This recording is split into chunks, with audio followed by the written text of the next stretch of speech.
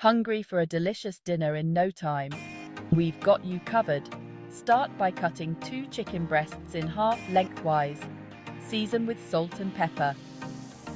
In a hot pan, add 1 tablespoon of olive oil. Sear the chicken for 3 minutes on each side until golden. Set aside. In the same pan, melt 1 tablespoon of butter.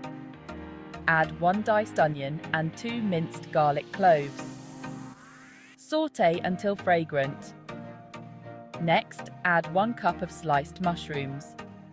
Cook until softened, about 5 minutes. Pour in 1/2 cup of chicken broth, 1/2 cup of cream, and sprinkle 1 teaspoon of thyme. Stir and let it simmer. Slice 2 boiled potatoes and add them to the sauce. Return the chicken to the pan, coating with the sauce. Simmer for 5 minutes until the sauce thickens. Serve warm and enjoy.